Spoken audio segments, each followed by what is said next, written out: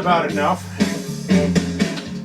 There we go. Let's stop that right there. Hi, it's the Great Vanzini.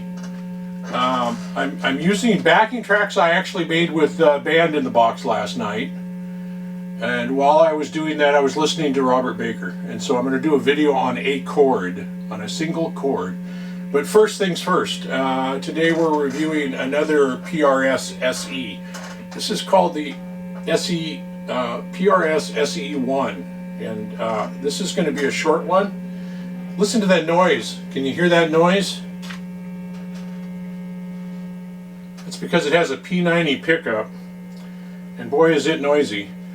So let's switch, let's go to a different amp. Let's find a nice amp. That's a G.A.S 10 E-band that I'm playing through. Better show you that. It's just a little bitty trainer thing with backing tracks, backing loops, and you can make your own and put it in there. And it's got everything that a Boss JT100 basically has in it. If it may have something more, or it may have something less. I haven't found. Anyway, that's beside the point. We're looking at a PRS SE One today. This is all Carina. If you ever wanted a Les Paul Jr. with one pickup, you can spend the money if you so desire, or you can find one of these used. I don't know what they go for used these days. When they were new, they were in the little over 500, as I recall, and when they were closing them out, they were going for right at $4.99. So I think they took $100. I think they were might have been $5.99 originally.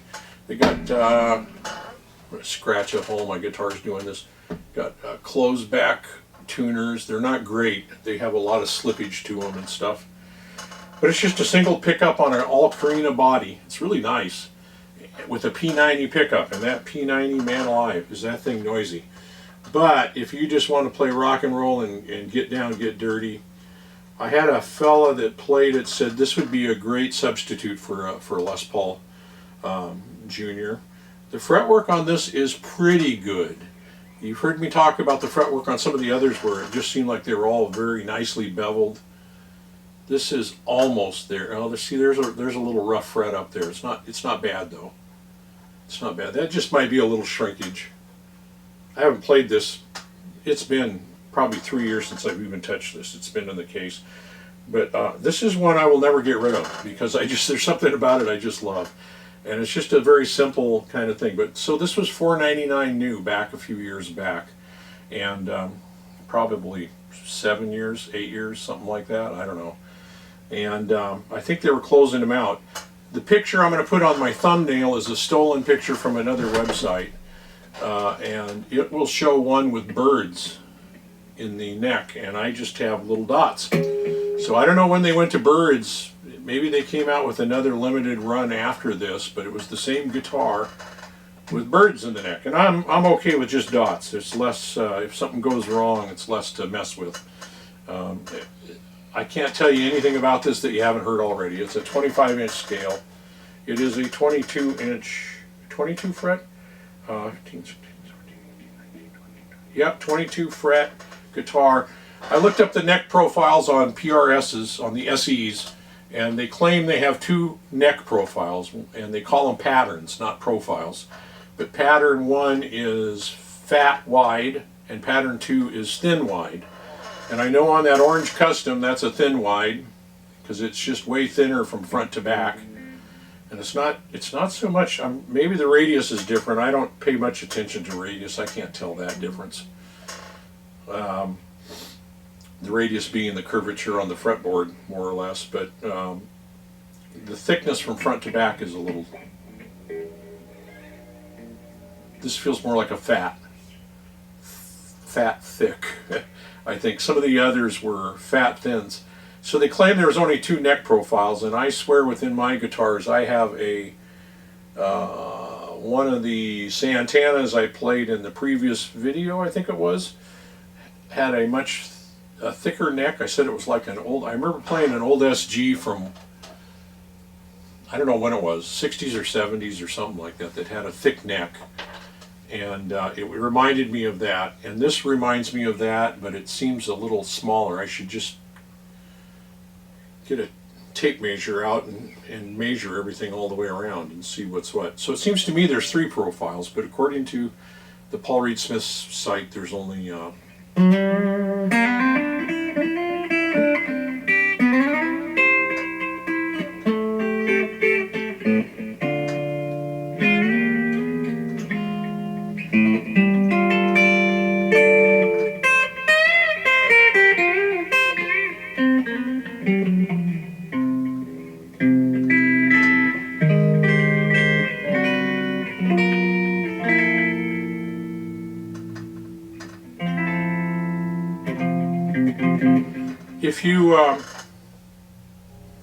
if you turn the gain all the way down, there's much less noise. I can still hear a little noise there. I want you to see this. And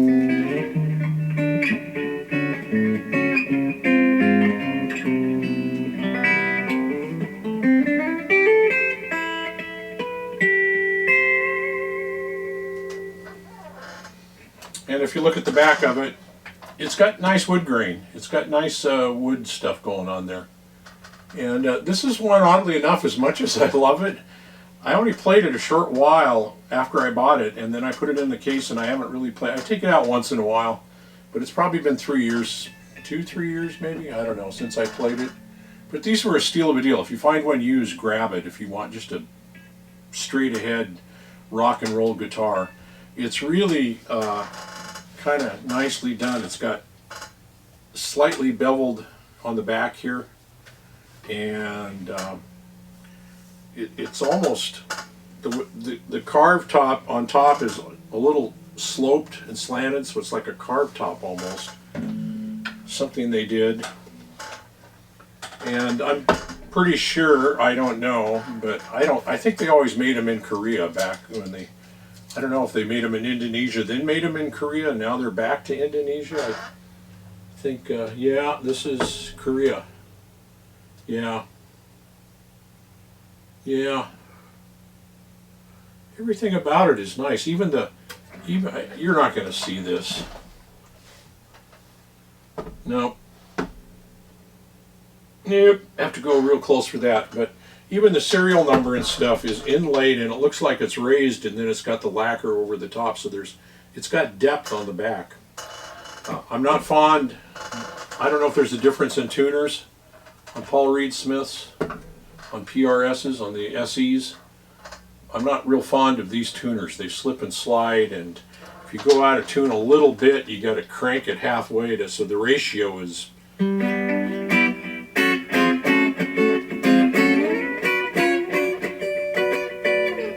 The ratio is kind of funny. Anyway, that's that. So we're going to take a break here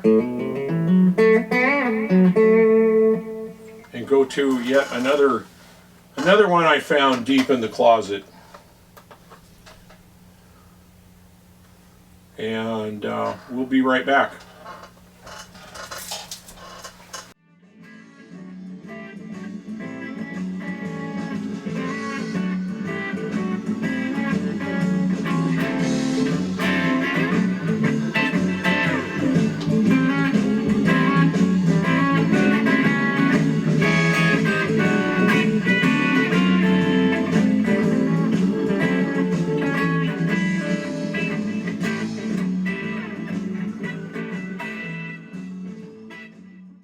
Another PRS Custom SE dual tone pickups, like the other Custom I had, like the orange Custom. This one is interesting. Everything's the same, 25-inch scale. This is 24 frets though, 15, 17, 18, 19, 20, 21, 22, 20, yep, 24. And as I've said in other, these little frets up here, when we get way up here, I'm addicted to trying to get up there if I have them, and I'll always mishit them because I got big arthritic. I mean, one of my fingers covers like 2 frets up here, right? So I'm always tempted to do that. This one is interesting. It's very much like the other, like the orange Custom. It's got the pattern. What do they call it? Instead of neck profile, it's a pattern, neck pattern, wide, thin. And this is the same neck that I have on my other, on the orange one, that's on the other video. This is interesting. If you look, you can see that it's got binding all around it. But I don't know if it's really binding. When I look at it, I can't, binding you can, on especially inexpensive guitars, you can usually somewhere along the line, you'll see a tiny bit of separation. And I don't see that here at all. I don't see any separation at all.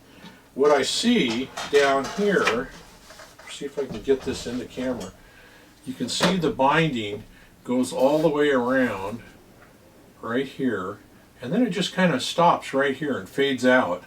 Now they either blended that in with the wood really, really well. Which way do I want to go? I want to go that way. They either binded that in with the wood really well, and then it stops right here. Right at the top of that. I think it's painted. I think it's painted in there. Because there's just nothing. And then if it's real binding, they put so much goop in there, so much shellac over the top of it that it's heavily buried. But even then, sometimes you'll see separation with where the shellac, where the coating went in. Now they didn't do it up on top. They didn't just fade it out. It goes all the way. It goes all the way down, right to the neck. And so I'm not sure what I'm looking at there. I think it's painted, but they really did a good job. I mean, it's really amazing because, and they did it in a kind of a dark cream color, so it's really got an aged kind of look about it. Maybe if I show it on this side, it would be. It's got an aged look about it that it looks very, very real. Anyway, this is a SE Custom. Well, the good news is here, folks, I actually brought a rag upstairs to clean guitars before I show them. I just didn't use it, and but at least it's upstairs now. It's within the vicinity. There's just nothing to report here. It's made in Korea. It's a 25-inch scale. From what I could find on SEs, they're all 25-inch scales, which is just fine with me. It's actually, I've never thought much about scale length on guitars, except I always said I wanted 24 3/4 down here, and I wanted 25 1/2 up here. Again, this one has pretty good fretwork. It's not as good as some of them, but it's still better than a lot of inexpensive guitars. And this, I believe, is the one I found that was called a blim because it had a crease somewhere on the back. And they were discounting it down. I got it for 400 and some, probably 6 years ago, maybe, somewhere in there. I think that's this one. And I was actually going camping and going over to the coast, and on the way to the coast decided to stop in at Guitar Center in a town well south of me, and stopped off there, and they had just put it up on the rack and said, they said somebody had played it and messed it up and scarred it up, and so they were selling it as a blim.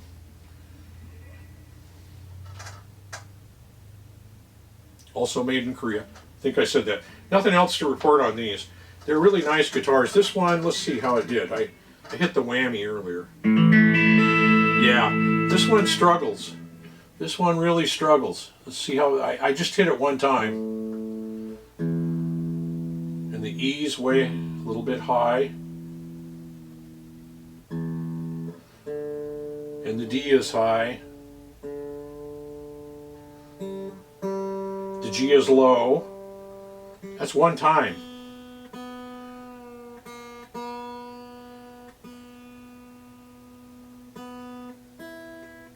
So maybe, I don't know, maybe it was used and they didn't tell me that. Because my experience with the Paul Reed Smiths on the whammies, the new ones, the later versions, work really well. They stay in tune when you hit them. I mean, I guess if you dive bomb them, they're going to go out. but overall they stay in tune pretty well. The very first early editions did not, and I had one of those and got rid of it after fighting with it for about a year.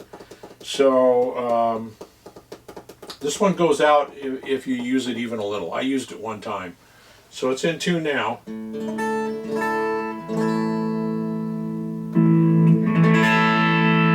Let's use it a little bit.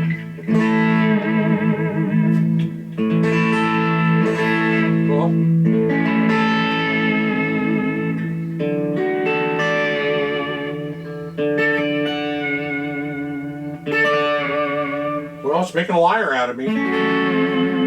You know, I had tuned it up, made sure it was tuned up before I used it, and you know, it may have been just that I haven't used it and it's exposed to the air.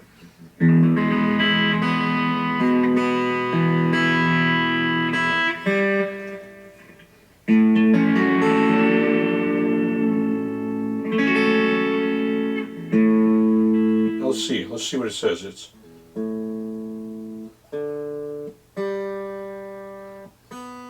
a little out.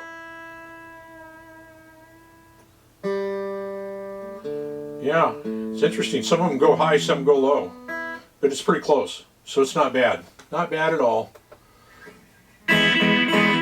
Talk to you later. You have a good week or a good time. It's NAMM. Boy, I'm not going to be doing any videos in NAMM. I'm going to do, because Robert Baker inspired me last night. He was talking about forming chords. He was talking about Eric Johnson and chord formations, and he had chord formations. My old arthritic hands won't go, you know, forms chords starting at the octave that goes down to the 3rd fret or something. I can't do that. But I'm gonna do one on a single chord and talk about. I love chord inversions and chord variations and kind of chord theory and what makes things work. So I'm gonna do one. It is NAMM coming up here in the next week, so I'm gonna lay off videos for a while, because I'm going to be way too busy watching all the good NAMM stuff from other people and thoroughly enjoying it, see what's new out there. So anyway, until I see you again, you have a good week. And if you're one of those guys going to NAMM, yeah, go to some good booths. You know what they are. Talk to you later. We'll see you. Bye. Have a good week.